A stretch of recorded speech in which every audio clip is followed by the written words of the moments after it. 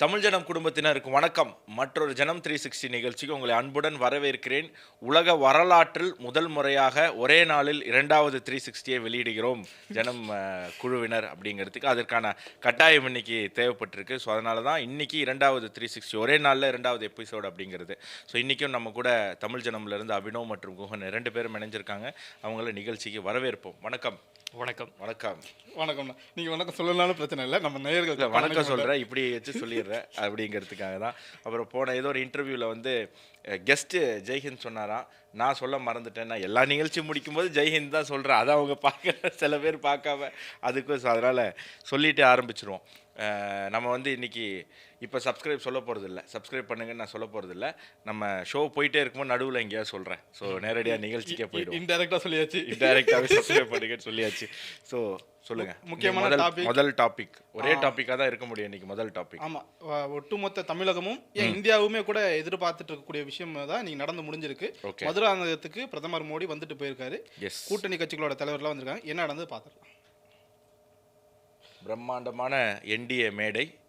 அந்த என்டிஏ மேடையில் அனைத்து என்டிஏ கட்சி தலைவர்கள் எல்லாரும் கைகோர்த்து ஒன்றா இவ்வளோ நாள் எதிர்பார்த்த ஒரு புகைப்படம் இன்றைக்கு நமக்கு கிடச்சிருக்கு. ஏன்னா இவங்க எல்லாரும் ஒரே மேடையில், குறிப்பாக டிடிவி, எடப்பாடி, அன்புமணி ராமதாஸ், இவங்கெல்லாம் வந்து ஒரே மேடையில் நின்று ரொம்ப நாள் ஆயிடுச்சு. இவங்களை நிற்க வைக்க வேண்டிய தேவை இருந்தது. அதுக்கான ஒரு சிறந்த ஒரு இது வந்திருக்கு இன்னைக்கு. ஆனால் என்னன்னா, இந்த ஐஸை வந்து டிடிவி தினகரன் வந்து பயங்கரமாக பிரேக் பண்ணிட்டாரு. ஏடிஎம்கேக்கும் வந்த உடனே இப்போ எல்லாருமே எதிர்பார்த்தது இப்போ டிடிவி என்ன சொல்ல போறாரு அப்படின்றதா. மேடையில் வந்த உடனே அவர் வந்து இந்த கூட்டணியின் தலைவர் எடப்பாடி பழனிசாமி அப்படின்னு சொல்லும்போது ஒரு மிகப்பெரிய எரப்ஷன் க்ரௌட்ல. ஏன்னா அந்த ஒரு வார்த்தைக்காக தான் எல்லாரும் காத்துக்கிட்டு இருந்திருப்பாங்க அப்படின்னு நினைக்கிறேன்.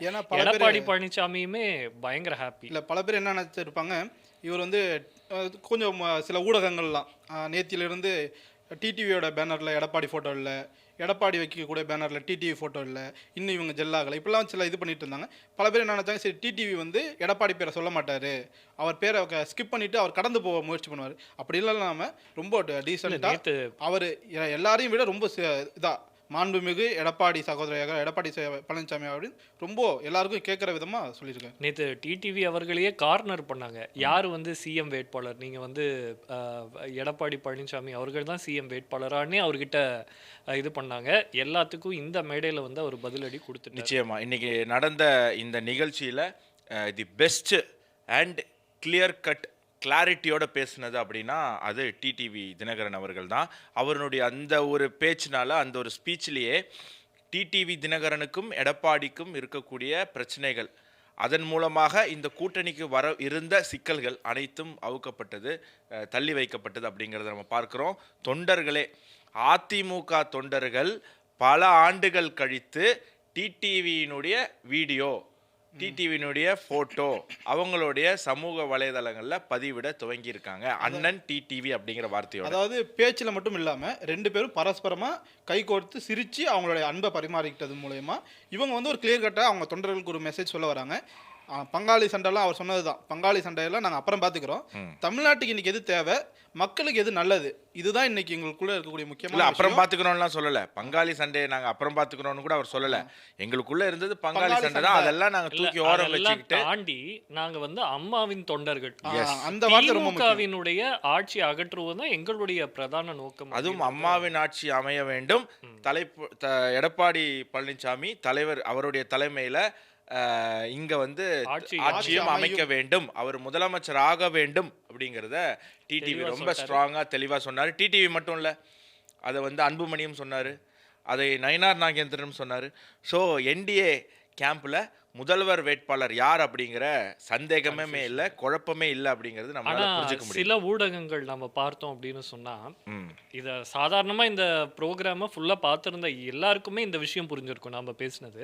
ஆனா சில செய்தி ஊடகங்கள் எப்படி இது பண்ணாங்கன்னா, பிரதமர் அவர்களுடைய உரை, அந்த உரையில அதிமுகன்னு அவர் சொல்லவே இல்லை, அதனால அதிமுகவினர் அதிர்ச்சி அப்படின்னு அவங்களே ஒரு செய்தியை வந்து அடுத்த செகண்ட் ரிலீஸ் பண்ணிட்டாங்க. இது எவ்வளவு பெரிய ப்ரோபகண்டா. அவர் நிறைய இடத்துல திமுக சொன்னாரு. அப்ப திமுக வந்து மகிழ்ச்சியா? அவ்வளவு பெரிய பேனர்ல மோடி அவருக்கு இணையாக எடப்பாடி அவர்களுடைய ஃபோட்டோவை அங்கே வச்சுருக்காங்க. பேசின அத்தனை பேரும் எடப்பாடி பழனிசாமி முதலமைச்சராகணும், அனைத்து கட்சியுமே பேச வாய்ப்பு கிடைத்து அனைவருமே சொல்லியிருக்காங்க. பிரதமர் வந்து என்டிஏனுடைய மேடைக்கு வந்திருக்காரு. இது என்டிஏ கூட்டணி, அவர் என்டிஏ பிரதமர், என்டிஏ கட்சியினுடைய ஒரு முக்கியமான ஒரு தலைவர். அப்போ அவர் பேசும்போது என்டிஏ ஆட்சி அமையும் அப்படின்னு தான் சொல்லுவார். அந்த என்டிஏங்கிறது அதிமுக, இந்த என்டிஏங்கிறது எல்லாமே சேர்த்து, என்டிஏல இருக்கக்கூடிய பாமக, என்டிஏல இருக்கக்கூடிய ஐஜேகே, என்டிஏல இருக்கக்கூடிய அமமுக எல்லாமே சேர்த்து தான் அவர் வந்து என்டிஏ ஆட்சி அமையும். அவர் என்ன தனித்தனியாக சொல்ல முடியுமா? அப்போது மொத்தமாக சொன்னது அதில் என்ன அரசியல் பண்ணுறது அப்படிங்கிற ஒரு என்ன சொல்ல ஒரு திருட்டுத்தனம் சில பேருக்கு இருக்குது. அதை முயற்சி பண்ணியிருக்காங்க. அது எல்லாமே பிரேக் ஆகிடுச்சு. டிடிவியினுடைய திருப்பி நாங்கள் தான் வர டிடிவியினுடைய ஸ்பீச்சு வரக்கூடிய 2026 சட்டமன்ற தேர்தலுக்கான அடித்தளத்தை தேசிய ஜனநாயக கூட்டணிக்கு ரொம்ப ஸ்ட்ராங்கா போட்டு கொடுத்தாரு அப்படிங்கறத நம்ம பார்க்கணும். இதுக்கு அடுத்து அன்புமணி பேசினாரு, இவங்க எல்லாருமே பேசியிருந்தா கூட பிரதமர் மோடியோட உரை அதுதான் இன்னைக்கு முக்கியமானது. மொத்தமா 45 நிமிஷம், அதுல அவருடைய இது மொழியாக்கம் தவிர்த்து ஒரு 25 நிமிஷம் அவருடைய உரை. நிறைய குற்றச்சாட்டுகள் திமுக மேல நேரடியா வச்சிருக்காரு. 3 லட்சம் கோடி தமிழகத்துக்கு நாங்க கொடுத்துருக்கோம், இவ்வளவு கொடுத்தும் இவங்க எதுவும் கொடுக்கலன்னு சொல்றாங்க. சிஎம்சி அப்படின்னு சொல்லி அவங்க கரப்ஷன் கமிஷன் அந்த விஷயங்களை ரொம்ப தெளிவா சொல்றாரு. இதை தாண்டி திருப்பரங்குன்ற விஷயத்தையும் இதுல எடுத்து பேசியிருக்காரு. 3 லட்சம் கோடின்றது ஒரு ஸ்பெசிபிக் திட்டம் தான். ஓவராலா பார்த்தோம் அப்படின்னா 11 லட்சம் கோடி அப்படின்னு சொல்லிட்டு அவர் வந்து டேட்டா கொடுக்குறாரு. அதுவும் இது யாருக்கான பதிலடி அப்படின்னா முதல்வர் ஸ்டாலின் அவர்களுக்கான நேரடியான பதிலடி. ஏன்னா ஸ்டாலின் அவர்கள் இன்னைக்கு குற்றச்சாட்டு வச்சிருக்காரு, எக்ஸ்ல போட்டிருக்காரு, தேர்தல் வந்தாதான் உங்களுக்கு தமிழ்நாடு ஞாபகம் வருமா, சமக்ர சிக்ஷா திட்டத்துக்கு நிதி எங்க, அப்புறம் வேற சில நிதிகள்லாம் வந்து ஃப்ரீஸ் பண்ணி வச்சிருக்கீங்க, எப்போ கொடுப்பீங்க அப்படின்ற மாதிரியான ஒரு கேள்விகளை அவர் வந்து எக்ஸ்ல எழுப்பியிருந்தாரு. அந்த கேள்விகளுக்கான பதிலை தமிழ்நாட்டுக்கே நேரடியாக வந்து சொல்லிட்டு போயிட்டார். அதுக்கு ரொம்ப கிளியர் கட்டாக பேசிட்டாரு. எவ்வளோ நிதிகள், இது வழக்கமாக பிரதமரும் அமித்ஷா அவர்களும் ஒவ்வொரு மாநிலத்திற்கும் பிரச்சாரத்துக்கோ இல்லை நிகழ்ச்சிகளுக்கோ போகும்போது எவ்வளோ நிதி தந்திருக்கோம் எப்படிங்கிறத எடுத்து சொல்லிக்கிட்டே இருக்காங்க. துரதிருஷ்டம் என்ன அப்படின்னு சொன்னால் அவங்க பல நேரத்தில் அது ஹிந்தியில் பேசுறதுனால தமிழ்நாட்டில் வந்து அதை வந்து நிறைய பேருக்கு நேரடியாக போய் சேர்றதில்லை அப்படிங்கிறது தான். அதை வந்து பாஜகவினர் அதை வந்து எடுத்துகிட்டு போய் சோஷியல் மீடியா மூலமாக கொண்டு போய் சேர்க்கணும். அது அவங்க சில நேரத்தில் சரியாக பண்ணுறாங்க, சில நேரத்தில் சரியாக பண்ணலை அப்படிங்கிற ஒரு விமர்சனம்லாம் இருக்குது. இது எல்லாமே எடுத்து ஓரம் வச்சிங்கன்னா என்டிஏ மேலே எப்போவுமே வைக்கக்கூடிய ஒரு குற்றச்சாட்டு என்ன அப்படின்னு சொன்னால், என்டிஏல கூட்டணி வந்து கடைசியாக தான் வந்து அமைப்பாங்க, எல்லா தலைவர்களும் தேர்தலுக்கு முந்தின நாள் தான் ஒன்றா மேடை ஏறுவாங்க அப்படிங்கிற ஒரு குற்றச்சாட்டு எப்போவுமே என்டிஏ கூட்டணிக்கு இருந்துக்கிட்டே இருக்கும். 2014 நம்ம அதை பார்த்தோம். விஜயகாந்தும் பாமகவும் அந்த கூட்டணியில் வந்து ஒரு இணக்கம் வராமல் தள்ளி போய் கடைசியில் தான் ஒன்று சேர்ந்தாங்க அப்படிங்கிறது. அந்த ஒரு தவறை இந்த தடவை செய்யாமல் ஒரு வருஷம் முன்னாடியே கூட்டணி அமைச்சு, அதற்கான மேடையை 3 மாதம் முன்னாடியே அமைச்சு, ஒவ்வொரு 15 நாட்களுக்கும் ஒரு என்டிஏ பொதுக்கூட்டமானது தமிழ்நாட்டில் நடக்க போகிறதாக சொல்லப்படுது. அப்படி ஒவ்வொரு 15 நாட்களுக்கும் ஒரு பொதுக்கூட்டம் என்டிஏ தலைவர்கள் ஒன்றாக, நம்ம அன்புமணி ராமதாஸ் அவர்கள், நம்மளுடைய டிடிவி அவர்கள், அண்ணாமலை அவர்கள், நயினார் நாகேந்திரன் அவர்கள், எடப்பாடி அவர்கள், அதிமுக தலைவர்கள், மற்ற ஃபார்வர்டு பிளாக் போன்ற திருமாறன் அவர்கள், இந்த மாதிரி இருக்கக்கூடிய ஏசி சண்முகம் போன்ற அத்தனை பேர், ஜான் பாண்டியன் போன்றவர்கள்லாம் ஒவ்வொரு 15 நாட்களும் ஒவ்வொரு மேடையில் ஒன்று கூடி திமுக செய்து கொண்டிருக்கக்கூடிய அநியாயத்தை பேச இந்த அரசியல் களம் அப்படியே உல்டாவாக போகுது. திமுக ஆல்ரெடி ஆட்டம் காண துவங்கி விட்டது. விஜய் பெர்செப்ஷன் பேட்டிலில் நானே பல தடவை சொல்லியிருக்கேன், அவங்க நல்லா பண்ணிட்டு இருந்தாங்க அப்படின்னு. ஒரே ஒரு பிரச்சனை, ஜனநாயகன் அப்படிங்கிற ஒரு படத்துக்கு வந்த பிரச்சனை, அவர் அப்படியே ஆஃப் ஆயிட்டார். இப்போ போன தெரியல, ரொம்ப முன்னெல்லாம் ஏதோ ஒரு கட்டத்தில் விஜயை பற்றி ஏதோ ஒரு செய்தி வரும், அவரை சம்மந்தமாக ஏதாவது ஒரு ஆக்டிவான பாலிட்டிக்ஸாக இருந்தது. இப்போ கடைசி ஒரு வாரமாக நம்ம பார்க்குறோம் விஜய் சம்மந்தமாக எந்த ஒரு விஷயமும் பேசுறதுக்கே இல்லை. விஜயனுடைய குறுகின மனசு அதில் நமக்கு புரிய வருது. அவருக்கு ஒரு பிரச்சனைன்னு வந்துட்டு அவரால் வந்து வேற எதுலையுமே கான்சன்ட்ரேட் பண்ண முடியாது. அது வந்து நாட்டை ஆட்சி செய்யணும் அப்படின்னு நினைக்கக்கூடியவர்களுக்கு அது சரியான ஒரு கேரக்டரைசேஷன் கிடையாது. அது வந்து அவங்களுக்கான ஒரு தன்மை கிடையாது. எவ்வளோ பிரச்சனை வந்தாலும் அதையெல்லாம் தாண்டி மக்களுக்கு செய்ய வேண்டிய பணியில் ஈடுபடணும். ஸோ விஜய் அதில் தோற்று போயிட்டார் அப்படிங்கிறத பார்க்குறோம். பெர்செப்ஷன் பேட்டில் விஜய் போய் 2வது இடத்துல விஜய் தான் இருந்தார் திமுகவுக்கு பிறகு. இப்போ அந்த 2வது இடத்தை அதிமுக பிடித்திருக்கு. இதே வேகத்துடன் இதே இணக்கத்துடன் என்டிஏ கூட்டணி பயணித்தால் என்டிஏ கூட்டணி அந்த பெர்செப்ஷன் பேட்டிலில், எந்த பெர்செப்ஷன் பேட்டிலில் என்டிஏ கூட்டணி வீக்காக இருக்கோ அந்த பெர்செப்ஷன் பேட்டிலில் என்டிஏ கூட்டணி வந்து முன்னேறும். அப்படி முன்னேறும்போது முதலிடத்தை பிடிக்கும். பெர்செப்ஷன் பேட்டில்லேயும் முதலிடம், கிரவுண்ட் ஒர்க்லேயும் முதலிடம் அப்படின்னு வரும்போது தமிழகத்தில் ஒரு ஆட்சி மாற்றம் அப்படிங்கிறது நிச்சயம் அப்படிங்கிறத புரியுது. அதுதான் பாஜகவினுடைய மாநில தலைவர் நயினார் நாகேந்திரன் அவர்கள் பேசும்போது ஆட்சி மாற்றம் உறுதி அப்படிங்கிறத அந்த மக்களுக்கு வந்து அவர் எடுத்து சொல்கிறத நம்மளால் பார்க்க முடியுது. அவர் அண்ணாமலை அவர்கள் பேசும்போதும் அவர் வந்து மிக தெளிவாக சொல்கிறாரு, ஆட்சி மாற்றம் அப்படிங்கிறது 100% அப்படின்னு. ஸோ அந்த நம்பிக்கையுடன் இவர்கள் முன்னேறினால் விஜய் அப்படிங்கிறவர் நம்ம முன்னாடி சொன்ன மாதிரி அந்த பக்கம் நாம் தமிழரோட அடிச்சுக்க வேண்டியது தான். இந்த பக்கம் திமுக அதிமுகங்கிற இந்த 2 பெரிய கூட்டணி வந்து மோதப்போகுது. அதில் அதிமுக கூட்டணி வெல்வதற்கான வாய்ப்புகள் இருக்கு அப்படிங்கறத நம்மளால பார்க்க. பெர்செப்ஷன் பேட்டில் பத்தி சொன்னீங்கல்ல, பெர்செப்ஷன் பேட்டில் என்ன பொறுத்த வரைக்கும் என்டிஏ எவ்வளோக்கு எவ்வளோ பெர்ஃபார்ம் பண்ணுதோ அந்த அளவுக்கு கிரவுண்ட் பேட்டில் டிஎம்கேவை விட தாவேகா மீதான இம்பேக்ட் அதிகமாக இருக்கும் அப்படின்றது என்னோட புரிதல். ஏன்னா தாவேகா மேலே இருக்கக்கூடிய மிகப்பெரிய எதிர்பார்ப்பே விஜய் மீதான அந்த இது. அப்போ விஜய்க்கு யாருடைய ஓட்டு அதிகமாக போகுது அப்படின்னு நம்ம பார்த்தோம்னா மைனாரிட்டிஸ். அப்போ இதுதான் திமுகவினுடைய ஓட் பேங்கை ஸ்பிளிட் பண்ணக்கூடிய ஒரு ஃபேக்டராகவும் இருக்குது. என்டிஏ எந்த அளவுக்கு பர்செப்ஷன் பேட்டிலையும் கிரவுண்ட்லேயும் ஸ்ட்ராங் ஆகுதோ அந்த அளவுக்கு மைனாரிட்டிஸ் கிட்ட டைலமா குறையும். அவங்க டைரெக்டாக இதுக்கு மாற்று யாருன்னா திமுகவை தான் யோசிப்பாங்க. அப்போ அது யாருக்கு பாதிப்பாக முடியும்னா தாவேகாவுக்கு தான் பாதிப்பாக முடியும். இல்லை, நான் வந்து தமிழகத்தில் மைனாரிட்டியை ஒன்றா பார்க்கக்கூடிய மனநிலையிலேருந்து நான் நகர்ந்து வந்துட்டேன். தமிழ்நாட்டில் மைனாரிட்டியிலேயே வந்து பல ஃபேக்ஷன்ஸ் இருக்குது. அதில் வந்து இஸ்லாமியர்கள் இருக்காங்க, கிறிஸ்துவர்கள் இருக்காங்க. கிறிஸ்துவர்கள்லேயே பல ஃபேக்ஷன்ஸ் இருக்குது. ஆர்சி இருக்காங்க, சிஎஸ்ஐ இருக்காங்க, பெண்டகோஸ்ட் இருக்காங்க, ஏஜி, அந்த மாதிரி நிறையா குரூப்ஸ் இருக்குது. அப்போது ஒட்டுமொத்தமாக மைனாரிட்டி ஓட்டு பேங்குன்ற மாயிலிருந்து நம்ம முதல்ல வெளியே வரணும்.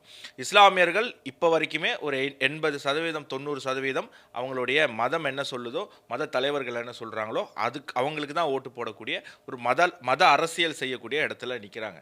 கிறிஸ்துவர்களும் அப்படி தான் இருக்காங்க. ஆனால் பல மாற்றங்கள் அந்த கிறிஸ்துவ சமுதாயத்தில் வருது.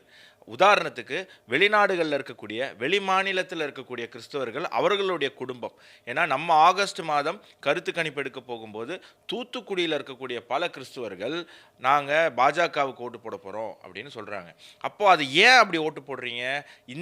அப்படி பாஜகவுக்கு ஓட்டு போடுறேன்னு சொன்ன அந்த குடும்பங்களில் இருக்கக்கூடிய ஒற்றுமை என்ன அப்படின்னு பார்த்தா, எல்லாமே நல்ல வெல் எஜுகேட்டட், வெளிநாடுகள்லையோ வெளி மாநிலங்கள்லையோ அவங்க குடும்பத்தில் இருக்கக்கூடிய முக்கியமான ஒருத்தர் பணி செய்கிறார். அப்போது அந்த வெளிநாடுகள்லையும் வெளி மாநிலத்திலையும் வேலை செய்யும்போது அங்கே பாஜக பார்க்குறாங்க. இப்போ மகாராஷ்டிராலையோ குஜராத்திலோ மத்திய பிரதேஷில் வேலை செய்யும்போது அங்கே பாஜக எப்படி வேலை செய்யுதுன்னு பார்க்குறாங்க. அப்போது பாஜக ஒரு மதத்திற்கு, குறிப்பாக நம்ம கிறிஸ்துவ மதத்திற்கு எதிரான கட்சி இல்லை. கிறிஸ்துவ மதத்தை வைத்து வியாபாரம் செய்யும் வியாபாரிகளுக்கு தான் எதிரானவர்களே தவிர மதத்திற்கோ இயேசுவை வணங்குவதற்கு எதிரானவர்கள் இல்லை அப்படிங்கிற புரிதல் அவங்களுக்கு வருது. வெளிநாடுகளுக்கு போகும்போது மோடி அவர்கள் மீது வெளிநாட்டு மக்கள் வைத்திருக்கக்கூடிய நம்பிக்கை, இப்படி ஒரு ஒப்பற்ற தலைவன், இந்த தலைவனுடைய கட்சியை நம்ம ஏன் ஆதரிக்கக்கூடாது, இவங்க சரியாக தானே இருக்கணும். ஏன்னா ஒரு கிறிஸ்துவ நாட்டில் இருக்கோம், ஐரோப்பிய நாடுகள் பல நாடுகள் கிறிஸ்துவ நாடுகள் தான். அந்த நாட்டில் இருக்கக்கூடிய ஒரு கிறிஸ்துவருக்கு மோடியை பிடிக்குது அப்படின்னா நம்ம இந்தியாவில் இருக்கோம், நமக்கே மோடியை பிடிக்கக்கூடாது அப்படிங்கிற அந்த விஷயத்தை பார்க்குறோம். அப்படி இருக்கும்போது மைனாரிட்டி ஓட்டு விஜய்க்கும் திமுகவுக்கும் தான் போகுங்கிறத நான் ஏற்றுக்கல. மைனாரிட்டி ஓட்டில் முஸ்லீம்ஸ் ஓட்டு கண்டிப்பாக இந்த தடவையும் திமுக கூட்டணிக்கு தான் போகும். இளைஞர்களுடைய ஓட்டு, பல பெண்களினுடைய ஓட்டு, கணவர்கள் சொல்லுவதை தாண்டி, ஜமாத்தில் சொல்கிறதை தாண்டி சினிமா மீது இருக்கக்கூடிய மோகத்தில் ஓட்டு போடக்கூடிய இஸ்லாமிய ஓட்டுகள் விஜய்க்கு வரும். அதில் மாற்று கருத்தே இல்லை. இந்த பக்கம் மற்ற 80% திமுகவுக்கு தான் போகும். கிறிஸ்துவ வாக்கு வங்கி இந்த தடவை எந்த கட்சிக்கும் கிடையாதுங்க, அது எல்லா கட்சிக்கும் போகும். கிறிஸ்துவ வாக்கு வங்கி அப்படிங்கிறது இந்த தடவை மதத்தின் அடிப்படையில் இல்லை. ஏன்னா பாஜக ஒரு கிறிஸ்துவ விரோத கட்சிங்கிற பிம்பம் உடைந்து விட்டது. ஏன்னா அது நம்ம வடகிழக்கு மாநிலங்களை அவங்களோட வெற்றிக்கு பிறகு நம்ம அதை புரிஞ்சுக்கிட்டோம் இங்கே இன்னைக்கு. ஆனால் நான் ஒன்று பார்த்தது என்னன்னா, இந்த மதுராந்தகம் கூட்டத்தில் கிட்டத்தட்ட 4.5 லட்சத்திலிருந்து 5 லட்சம் தொண்டர்கள் வந்திருக்காங்கிற மாதிரி நமக்கு தகவல் கிடைக்குது. அதில் பெரும்பாலும் முன்னாடி அந்த பார்க்கும்போது ஒரு பெரும் அளவிலான இஸ்லாமிய பெண்களுடைய கூட்டத்தை நம்ம வீடியோவில் பார்க்க முடிஞ்சது. அப்போது அங்கிருந்தும் கூட இஸ்லாமியர்கள் அப்படிங்கிறது உடையில நம்ம கண்டுபிடிக்கணும். கிறிஸ்துவர்கள் எத்தனை பேர் தெரிய முடியாது, கண்ண முடியாது. ஆட்டி இப்படி பார்க்கும்போது நமக்கு ஒரு பெரிய வியூ கிடைக்குது. இந்த வாட்டி இவங்க சொல்ற அந்த சிறுபான்மை ஓட்டு ஒரு பக்கம் அப்படி இல்லை, பல பாகங்களாக உடையுது. அது யாருக்கு எவ்வளோ வேலை செய்கிறாங்களோ அதுக்கேற்ற மாதிரி அவங்க அறுவடை செய்வாங்கங்கிறத புரிஞ்சுக்க முடியும். நிச்சயமா இது ஒரு சைடு சீரியஸாக போயிட்டு இருக்கும்போது, எப்போதுமே பிரதமர் மோடி வந்தால் கருப்பு கொடி காட்டுறதுங்கிறது தமிழ்நாட்டில் முன்ன ஒரு காலத்தில் இருந்த ஒரு செயல். ஆனால் அது இப்போயும் ஒரு இடத்துல நடந்திருக்கு. ஒரு அப்படியா? ஒரு ஆள் வந்து நான் மோடிக்கு கருப்பு கொடி காட்டுவேன்னு சொல்லி காட்டியிருக்காரு. நீங்க யாரா இருப்பாரு நீங்க ஏதாவது இல்ல நினைக்கிறீங்களா? அவர் யாரை வேணா இருந்துட்டு போறாங்க.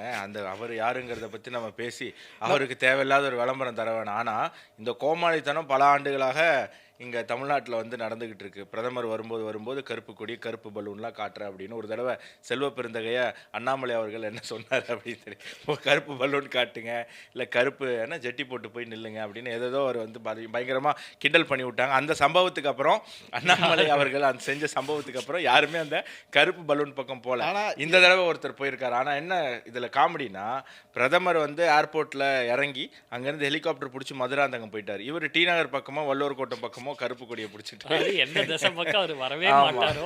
எந்த பக்கம் அது பாது ஃப்ளைட்டு கூட ஹெலிகாப்டர் கூட அப்படிதான் போகும்.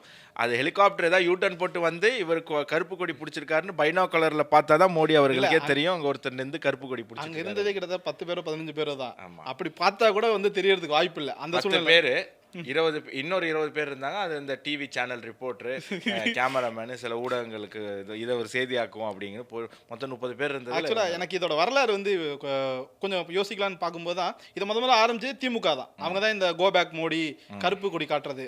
அவங்க கடைசியில் ஆட்சிக்கு வந்ததுக்கு அப்புறம் பொதுவா கொடையெல்லாம் கருப்புல தான் இருக்கும்.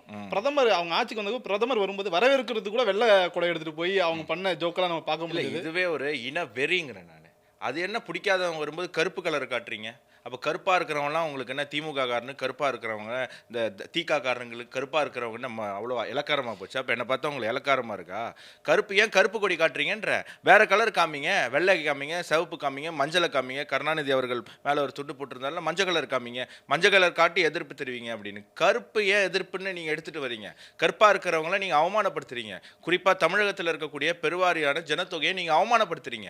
ஒருத்தர் பிடிக்காதவர் வந்தால் கருப்பு கொடி காட்டுறது, கருப்பு பெயிண்ட் அடிக்கிறது, மூஞ்சில கருப்பு மை ஊத்துறது, இதெல்லாம் வந்து ஒரு எதிர்ப்பினுடைய எப்படின்னா ரேசிசம் தான். ஏன்னா யூரோப்ல கருப்பர்களை பார்த்தா பிடிக்காம இருந்தது.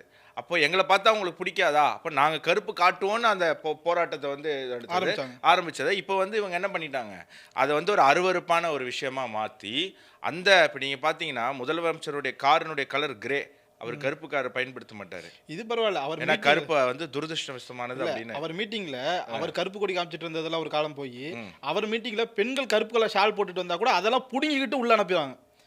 அவ்வளவுதான். மேல ஏன் இவ்வளவு கோபம் அப்படிங்கிறது தான். கருப்பு தமிழர்களுடைய அது நிறம், கருப்பு அப்படிங்கிறது தமிழ்நாட்டு மக்களினுடைய ஒரு அடையாளம் அப்படிங்கிறது. அடையாளத்தை ஒரு அவமான சின்னமா தயவு செய்து இந்த திமுக போன்ற அடிப்படைவாதிகள் வந்து பண்ணாதீங்க அப்படிங்கிறத நான் தாழ்மையுடன் கேட்டுக்கொள்கிறேன். அதனால அடுத்த தடவை நீங்க வந்து என்ன பண்றீங்கன்னா, பிரதமர் வரும்போது வெள்ளக்கொடி காட்டி உங்களோட எதிர்ப்பை தெரிவிங்க அப்படிங்கிறத நான் தாழ்மையுடன் கேட்டுக்கொள்கிறேன். இங்க இருந்து அப்படியே பக்கத்து ஸ்டேட்டுக்கு போனா அடுத்த டாபிக் வந்துரும்னு நினைக்கிறேன். போயிடலாம். அதாவது பாத்திரலாம் விஷயம் என்னன்னு,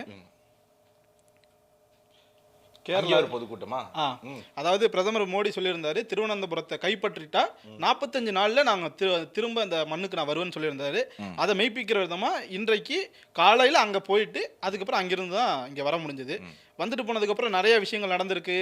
கேரளா அரசியல் கிட்டத்தட்ட தமிழ்நாடு எலெக்ஷன் அப்போ தான் கேரளாவுக்கு சேர்ந்து வருது. அங்க பல மாற்றங்கள் பல தாக்கங்கள் ஏற்பட்டிருக்கிறதா தகவல் வருது. என்ன நடந்திருக்கு? அதாவது தமிழ்நாடு, கேரளா, வெஸ்ட் பெங்கால், அஸ்ஸாம்லாம் ஒரே நேரத்தில் தேர்தலை சந்திக்க இருக்காங்க. அப்படி இருக்கும்போது அஸ்ஸாம், வெஸ்ட் பெங்காலில் பாஜக வந்து ஒரு டிசைடிங் ஃபேக்டர். அவங்க வந்து ஒரு மாற்றத்திற்கு தள்ளி வைக்க முடியாத அளவுக்கு பெரிய சக்தி வாய்ந்த கட்சி. அஸ்ஸாமில் ஆட்சி செய்து வெஸ்ட் பெங்காலில் எதிர்கட்சி அப்படின்னு நம்ம பார்க்குறோம். ஆனால் கேரளாவிலையும் தமிழ்நாட்டிலையும் பாஜகவிற்குடைய வாக்கு வங்கியை கம்பேர் பண்ணும்போது ரொம்ப கம்மி.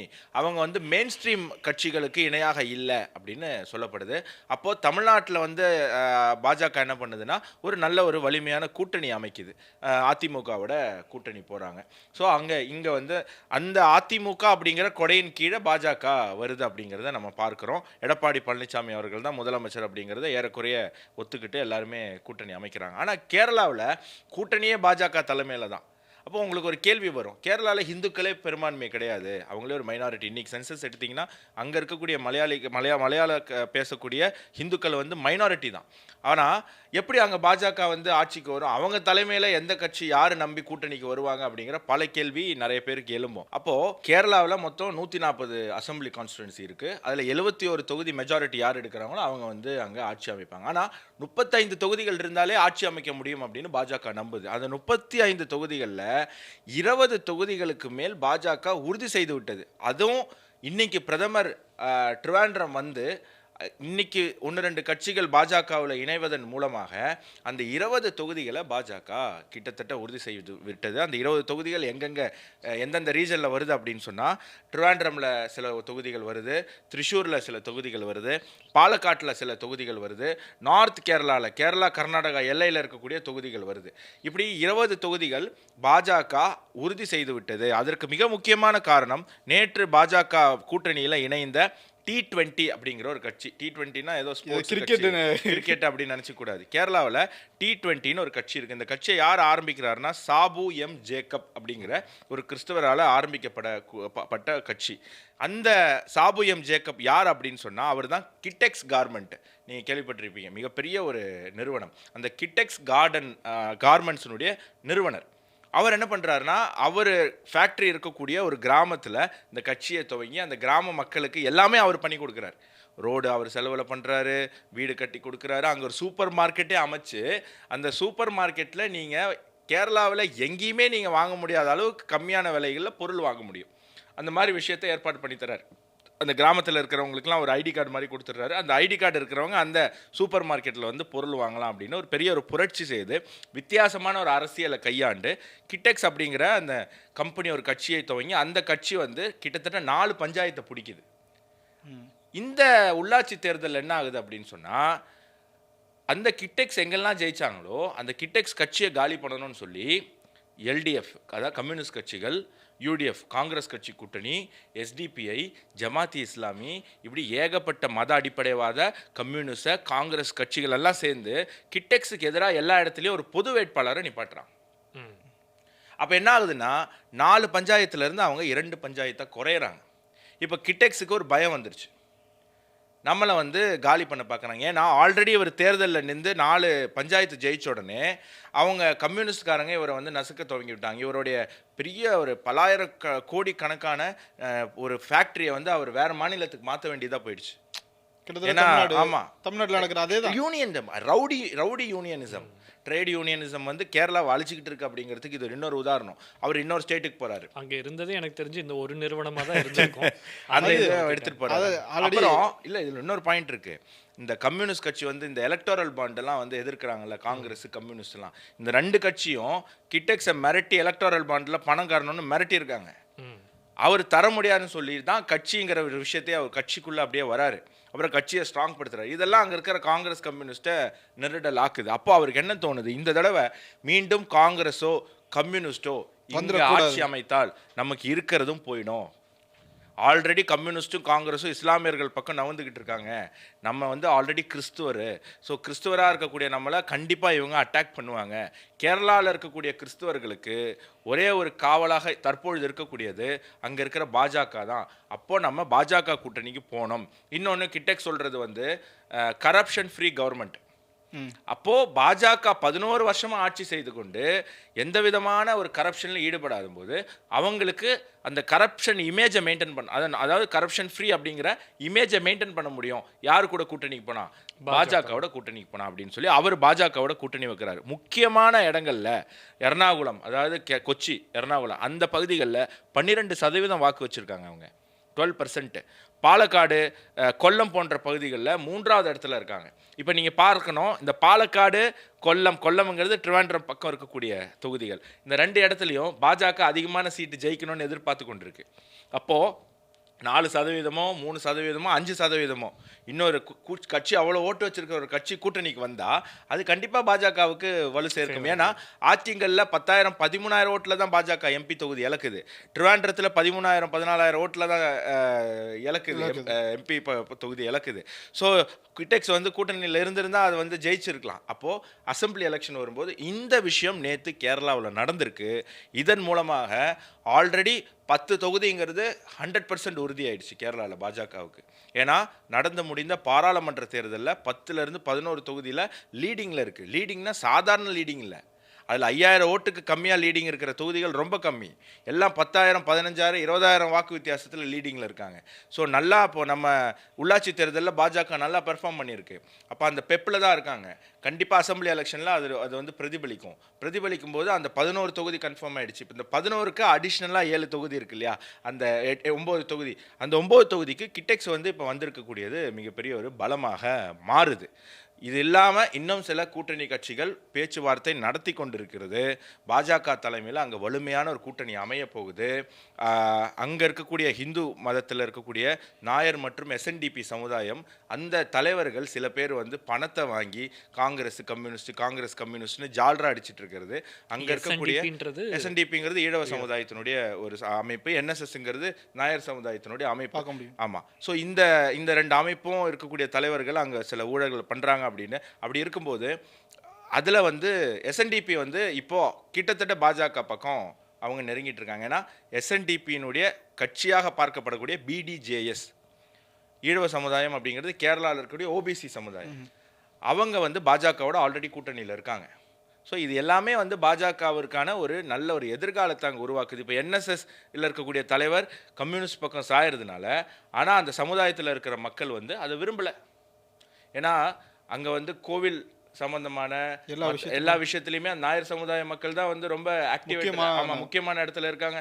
அப்போ ஐயப்பன் கோவில் விஷயமா இருக்கட்டும், மற்ற கோவில் விஷயமா இருக்கட்டும், கம்யூனிஸ்ட் பண்ணக்கூடிய இந்த பொறுக்கித்தனத்தை அவங்களால தாங்க முடியல. அப்போ அந்த ஜாதியை சார்ந்த ஒருத்தர் போகும்போது அவங்களால அதை ஏற்றுக்க முடியல. அப்போது NSS அங்கே இருக்கக்கூடிய ஃபார்வர்டு கம்யூனிட்டி, OBC இந்த ரெண்டுமே வந்து பாஜக பக்கம் வரும்போது நிச்சயமாக பாஜக கேரளாவில் 20 தொகுதிகளை வெல்லும் அப்படிங்கிறதுல மாற்றுக்கிறது. அதுக்காக அந்த மாநில தலைவர் ராஜு சந்திரசேகரும் கூட பல வேலைகள் தொடர்ந்து செஞ்சுக்கிட்டே இருக்காரு. அதை நம்ம பார்க்கவும் முடியுது. இந்த 2 இடத்துலையும், அதாவது மோடி ஒரே நாளில் 2 இடத்துக்கு வந்துட்டு போயிருக்காரு. அதுவும் 2மே எலெக்ஷன் சந்திக்கக்கூடிய மாநிலங்கள். அதில் 2த்துலையுமே சில எமோஷனலான சில விஷயங்களும் கூட நடந்தது. குறிப்பாக கேரளா அந்த மேயர் இருக்கும்போது அந்த பெண் மேயர் வந்து அவர் காலில் விழும்போது திரும்ப பாரத பிரதமர் அவங்க காலில் 2 வாட்டி விழுவுறாரு. அது நமக்கு தெரியும். பாரத பிரதமர் வந்து என்றைக்குமே பெண்களை வந்து காலில் விழுவுறத அனுமதிக்க மாட்டார். இது அங்கே அந்த விஷயம் வந்து திரும்ப கேரளாவில் பெரிய வைரல் ஆகுது. காரணம் என்னென்னா, பெண்கள் ஓட்டு தான் பாஜகவுக்கு ஈஸியாக வரும். அதுவும் பல இடங்களில் வெற்றிக்கான வழியாக அதுதான் வந்திருக்கு. நல்ல பாயிண்ட். இங்கேயும் இந்த விஷயம் வந்து பார்த்ததுக்கப்புறம் பல பெண்களுக்கு பாரத பிரதமர் மேலே இன்னொரு மதிப்பு இன்னும் அதிகமாகுது. அதே மாதிரி தமிழ்நாட்டில் ஒரு குழந்தைய அவங்க அம்மாவோட பாரத பிரதமரும் அவங்க அம்மாவும் சேர்ந்துருக்கிற ஒரு புகைப்படத்தை வரைஞ்சி காட்டும்போது அதை நோட் பண்ணி அதை எடுத்துடுவாங்க. அதை ஏதோ சாதாரணமாக எடுத்துடுவாங்கன்னு சொல்லாமல் அந்த குழந்தையோட பேர், முகவரி அதெல்லாம் எடுத்து அனுப்பி விடுங்க. ஏன்னா நமக்கு தெரியும் பாரத பிரதமர் வந்து ஒவ்வொரு தனிநபரையும் கூட நோட் பண்ணி அவருக்கு தனிப்பட்ட முறையில் அவரோட இது அனுப்பியிருக்காரு. ஏன்னா நம்ம பார்த்துருக்கோம், தமிழ்நாட்டில் அடையாளம் தெரியாத பல பேரை கண்டுபிடிச்சி அவர்களுக்கான அங்கீகாரத்தை கொடுத்தது, விருதுகள் ஏகப்பட்ட விருது கொடுத்தது இந்த மத்திய அரசாங்கும் போது அந்த குழந்தைக்கு பாதி பேர் திமுக கட்சி சார்ந்தவர்கள். அவங்க வந்து பறைய இசை அடிக்கிறவங்களா இருக்கட்டும், ஒரு பாட்டி கோயம்புத்தூர்ல இவங்கெல்லாம் கட்சி உறுப்பினர்கள். அவங்களுக்கே வந்து பத்மஸ்ரீ கட்சியை பார்க்காம தகுதியை பார்த்து கொடுத்துருக்காங்க. இது வரைக்கும் திமுகவே அவங்களுக்கா பேசினது அவங்க பண்ணதே கிடையாது, ரெஃபர் பண்ணதே கிடையாது. அப்படி ஒருத்தவங்க இருக்காங்கிறது திமுக தெரியாது. ஏன்னா அவங்க ஒரு குடும்பத்தை தாண்டி என்னைக்குமே சிந்திச்சது கிடையாது.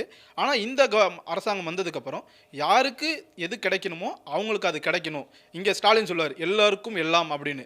உண்மையாகவே இந்த மக்களுக்கு எல்லோருக்கும் எல்லாம் சொல்கிறது பாரத பிரதமர் மோடி. அது எல்லா இடத்துலையும் அவர் செயல்படுத்தி காட்டியிருக்காங்கிறத நம்மளால் புரிஞ்சிக்க முடியுது. இந்த 2 விஷயமும் மக்கள், அதாவது சாமானிய மகளிர் மத்தியில் பெரிய ஒரு தாக்கத்தை நிச்சயமாக ஏற்படுத்தியிருக்கு அப்படின்னு பார்க்கணும். ஸோ அடுத்த டாபிக் என்ன?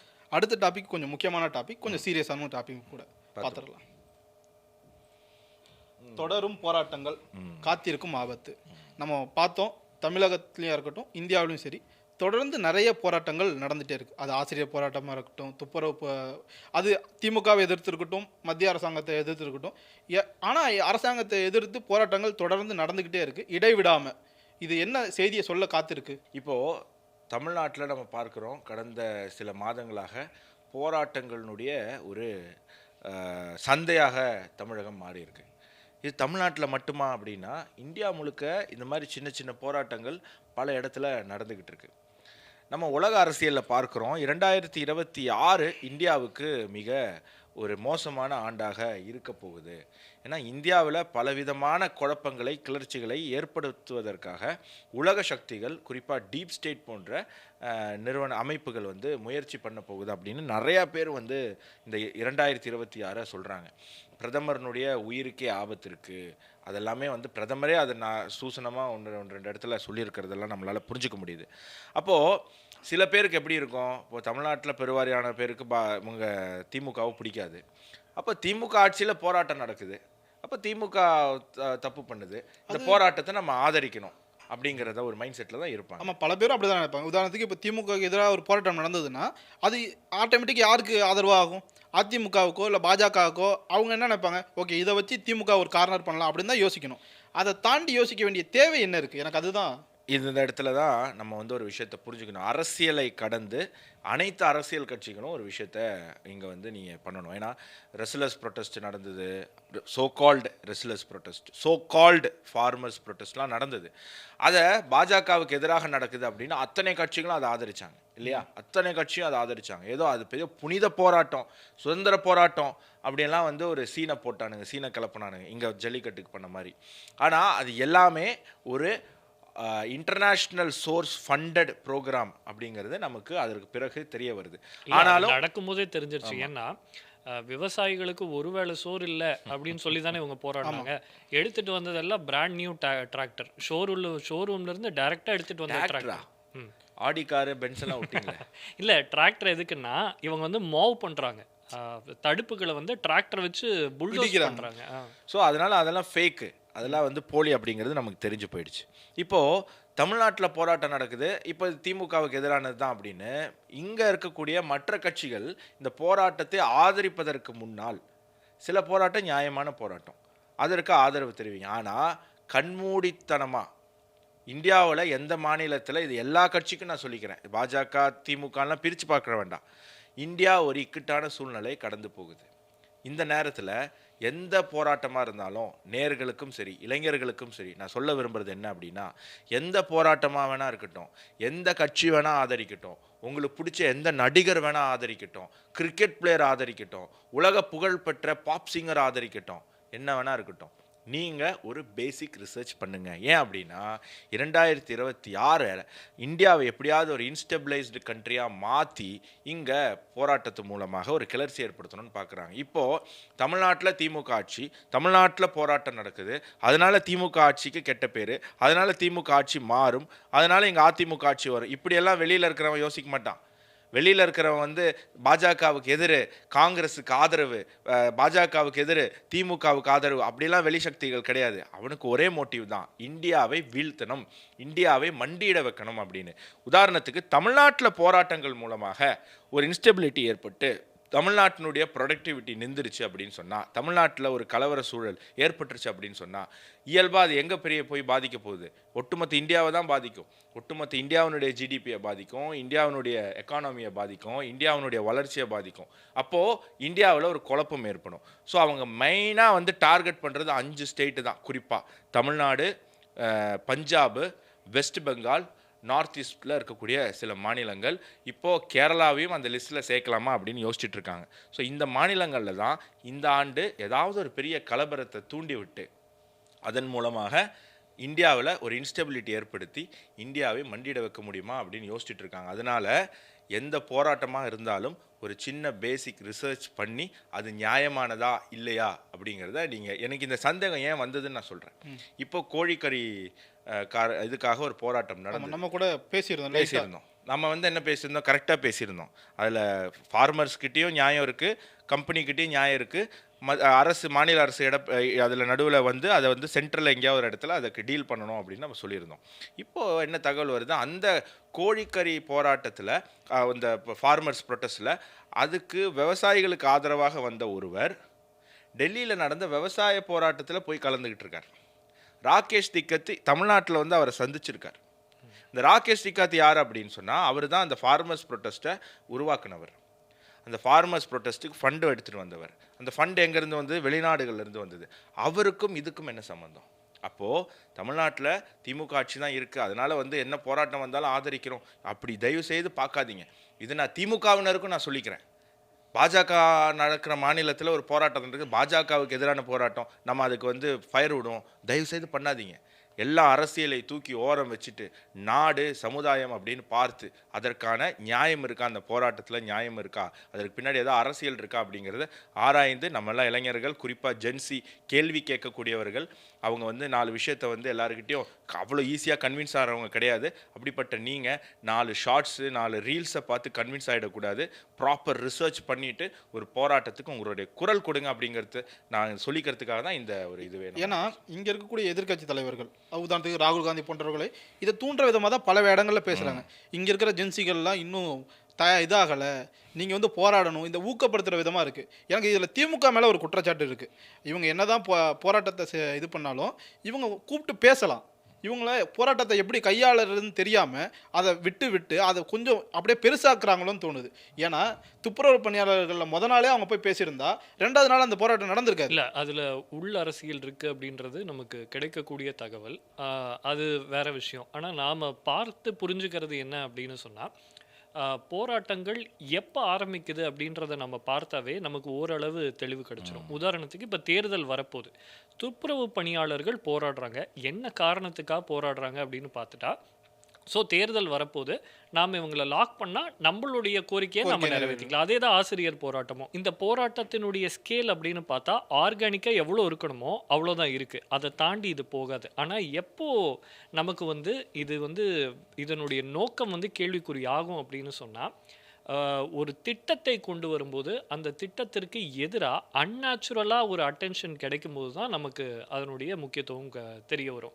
உதாரணத்துக்கு ஏற்கனவே சொன்ன இந்த ஃபார்மர்ஸ் ப்ரொட்டஸ்ட், அதே மாதிரி தமிழ்நாட்டிலேருந்து ஒரு கேங்கு போச்சு இல்லை, அந்த கேங்கு டெய்லி ஒவ்வொரு கோலத்தில் மண்டவோடு, எலிக்கறி, நிர்வாண போராட்டம், இந்த மாதிரியான விஷயங்கள் தான். இது வந்து ஒரு ஆர்கனைஸ்டு திட்டமிட்டு ஒரு ஃபண்டட்ல நடக்குதோ அப்படின்ற கேள்வி.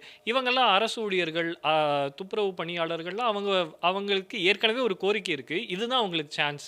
இதை வந்து நீங்க ஒரு ஃபண்ட் பண்ணி பெரிய அளவில் கொண்டு போறது கடினம். ஆனா திட்டங்கள் அரசாங்கத்துக்கு எதிராக ஒரு குற்றச்சாட்டை முன்வைத்து, அது வந்து ஒரு தேர்தல் சீசன் இருக்காது, வேற எந்த ஒரு காரணமும் இருக்காது, திடீர்னு அந்த ப்ரொட்டஸ்ட் வந்து அட்டென்ஷனை வந்து கெயின் பண்ணிடும். அது ஒரு இன்ஸ்டெபிலிட்டியை, ஸ்டெர்லைட் ப்ரொட்டஸ்ட் மாதிரி. ஆமாம்.